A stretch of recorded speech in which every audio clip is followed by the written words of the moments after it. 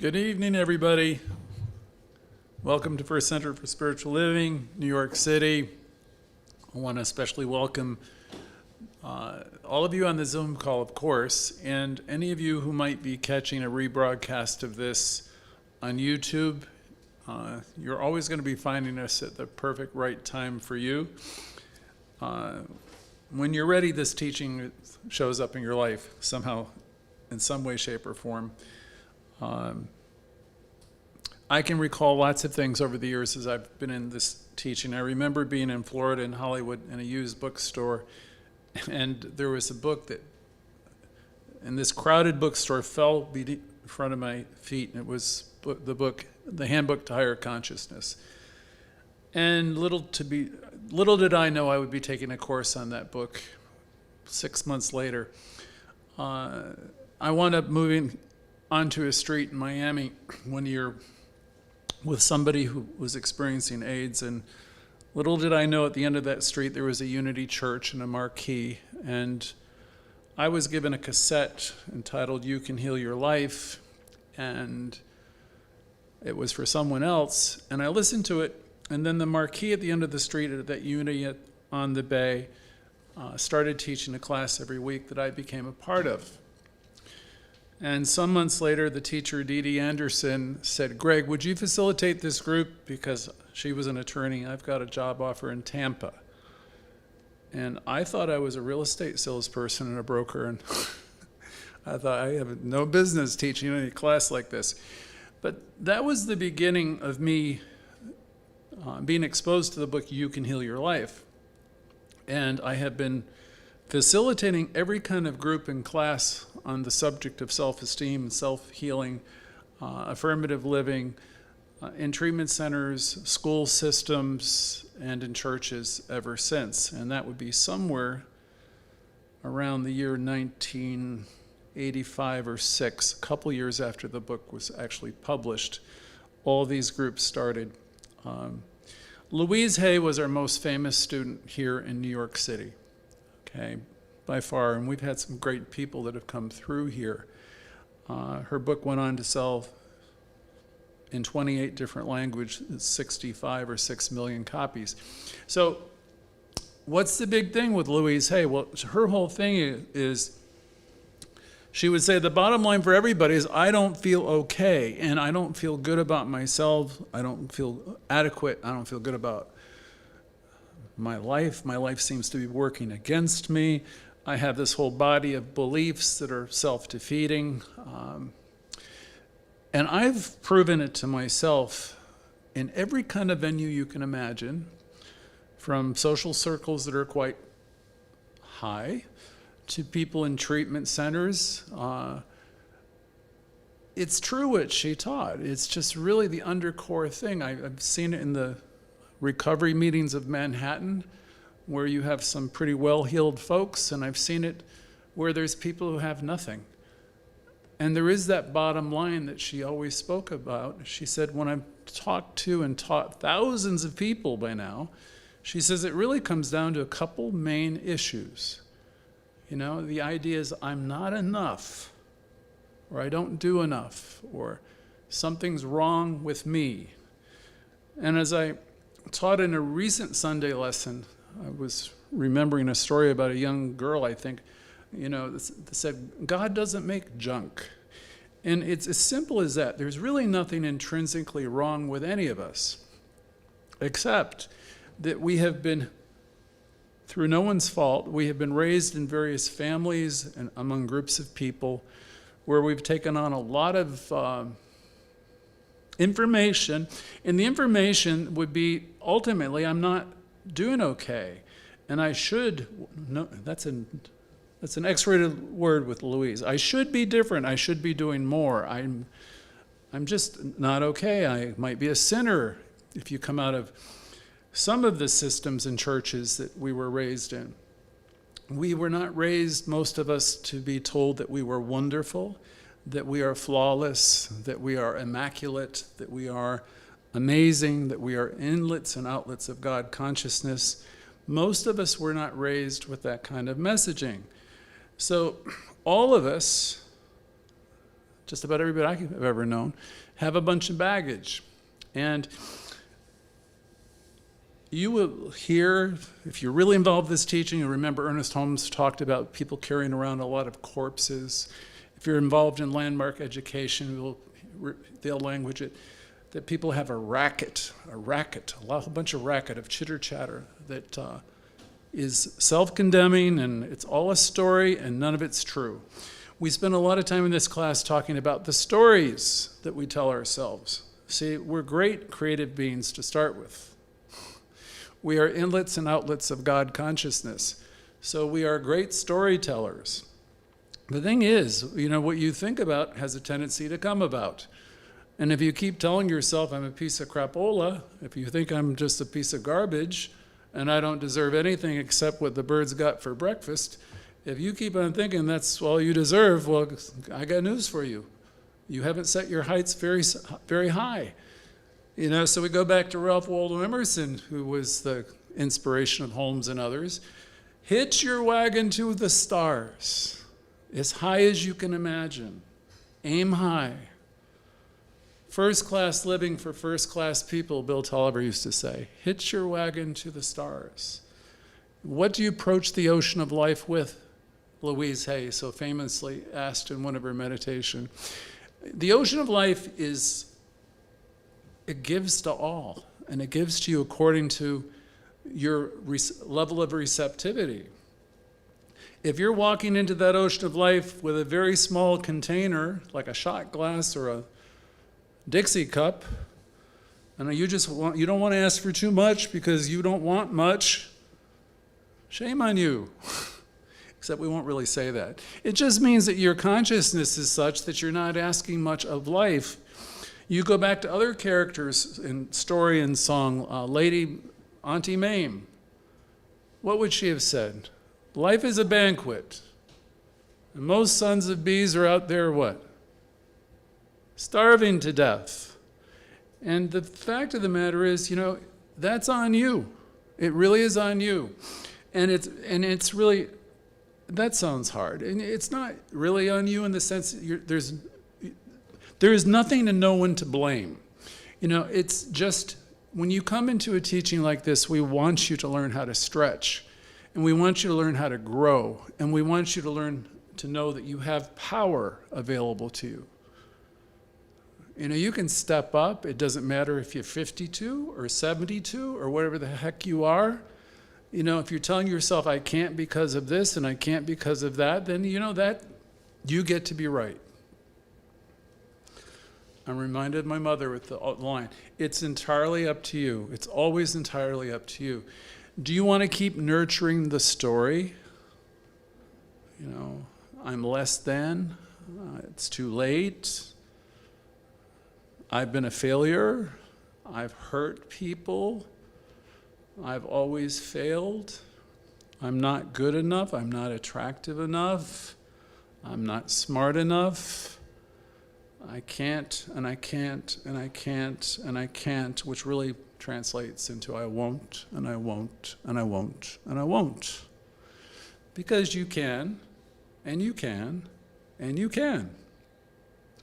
One of Louise Hay's great tours, where she got all the metaphysicians together, conferences, the last one I can remember, there may have been another, was the I Can Do It tour.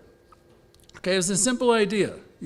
She's suggesting the whole world with all these great speakers, I can do it. You can do it. The only thing that's preventing anybody from having a great life is what you tell yourself. The racket, the belief system, the BS, the blind spots, all of that stuff. And by now, everybody in this class, if you've tuned in often, you understand that your whole life is a reflection of the conversation that you are having with yourself. It's the single reason I ask the question every Thursday night, what has it been like being you this week? It's never because I'm trying to get into your personal lives. I have way too much going on in my own life. I'm only asking the question because I want you to ask the question of yourself, what has it been like being me? What am I spinning? Okay, Shakespeare you are. You're writing the very chapters of your own life, your own book. And the last chapter has not yet been written for a single one of us. So I want everybody to get off their butts. And by that I mean, I can't do this, but, I could do this, but. See, those are excuses. And we'll come up with some plausible rationalizations why we cannot go forward. But, you might be able to sell that to your sister, some friend. I can't because, and I can't because. But pay close attention wherever you tell yourself you can't because. Or when someone tries to give you an encouraging idea and you give them a but. Because, that's you saying no to life. So each of us are cause to our own experience. And each of us have the ability to deal with whatever comes up. We have an adage here, whatever is in your life is in your consciousness. And what that means is, okay, you might be dealing with a diagnosis that's unpleasant. I've had some myself. You might be dealing with relationship issues that are unpleasant, where there's separation and heartache and all of that. And, you can lose your way. If you're in this teaching for very long, you're going to start to develop some spiritual abilities. You have tremendous power. That was Ernest Holmes. At your disposal, and you can use it. So when things come in that are unpleasant or are challenging and all of that, the way you want to evolve, evolve to the point where you don't see the problems as problems. You see the problems as opportunities for growth, exciting challenges where you have the consciousness to know that the things that are coming into your life are happening for you, not to you, and that whatever it is not a problem. Because you're going to have that level of faith and knowledge and know that you have the ability to transcend any and all things. So that's an empowered person. So how does it start? Well, Louise Hay said very clearly, it begins with a thought, and she would say, any thought you're having about anything, a thought can be changed. And I'll borrow from the Course in Miracles another line which is appropriate.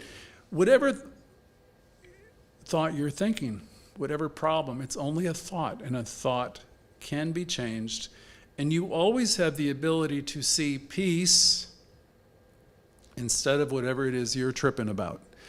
You have the ability to see peace. The exact quote is, I have the ability to see peace instead of this. What do you mean this? Whatever it is that you're spinning that's wrong and awful, and whatever, that's got you, like by a hook, and you're just like, there's hooks all over the place, potentially. It's just the question, which one are you going to chomp onto? As you get good at practicing your studies, you realize, okay, I see the gift in this, and I don't need to chomp onto it. I mean, when people are lashing out and they're hurting and stuff like that, a wise person will eventually realize, okay, this is a cry for help. I don't need to involve myself in that. If they got you, you've chomped onto it, and then, whose problem is it? It's become my problem. In religious science, we understand that all events, circumstances, and happenings are helpful. Because we come from Spirit or God. We are part of God, and life itself responds to us. So you are individualizations of this power, and it's yours to use, it's yours to learn how to flourish, it's yours to use so you can learn how to thrive. It's yours to use, and so you can have a certain discernment that you don't have to chomp on to everything. You don't have to make other people wrong for being where they are, because you always know that people are in the perfect right place. And you have the wisdom to know as you work this teaching that all is well. Another great line from Louise Hay. You have the wisdom to know that all is well. You don't need to insinuate yourself into every little situation and think that you have to fix anything. There's nothing for you to fix. We do our work always where? In mind, in our own consciousness. I know many of you, I know myself. I spent a good deal of years, I was raised to think I was a good Catholic kid and I ought to do all kinds of things to help people who are disadvantaged in every kind of way. And I've done a lot of that, and I will probably continue to be that, because by nature we are lifters, those of us who are in the teaching. We're here to lift ourselves up, and we're here to lift other people up as well. But we're not responsible for anyone other than ourselves. When we get our consciousness right, when we heal our lives, when we learn to love ourselves, you'll be amazed how all your relationships with other people start to improve. And there's some people that won't get you, and they will either move away or, they'll be less prominent in your life. Ours is a beautiful teaching, because as we learn to live the affirmative life that Holmes talked about, we're learning to see the good in everyone. And there's a peace and a calm that's transcendent, that transcends all understanding, that is yours. It's the gift of the teaching. You operate with an awareness that you live, move, and you have your being as God, in God. As God, you are that. And you know that of others. Every encounter is a holy encounter with the person who has that kind of healing consciousness. And yes, you will get off track. Sometimes every day. Sometimes for hours of every day. Sometimes you might be off track for a long time. But you don't have to be off track. The thing that you want to do, I think, if you really want to live this affirmative life, is you want to plug in as often as you can.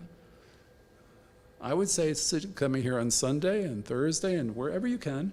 If you love this teaching, you love what we do here, plug in on Thursday, become a part of the center, because we're doing important work here, and we're not coming down. We're doing important work, and we come together to celebrate this teaching and what we're doing here in New York. And anybody listening can become a part of the New York Center, since we now operate virtually with our membership and our services.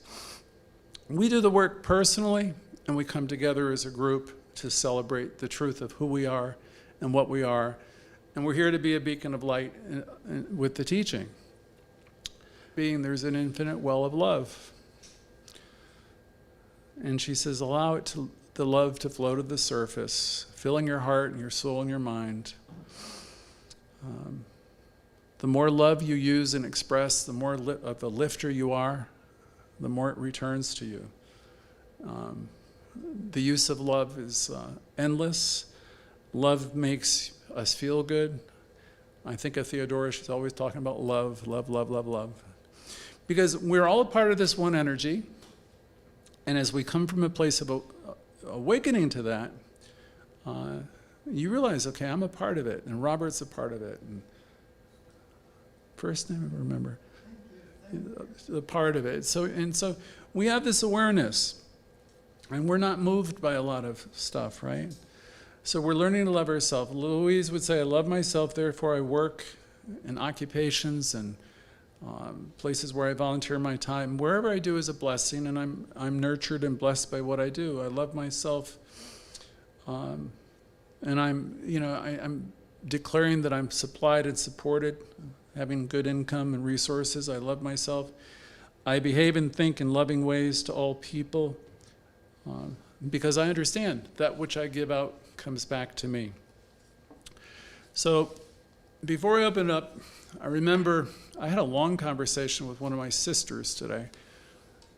She took me on a memory lane, and she reminded me when I was teaching these groups to people with AIDS, and we would gather around, and people would talk about their healing challenges, and it was a very safe place for people to articulate what needed to be healed.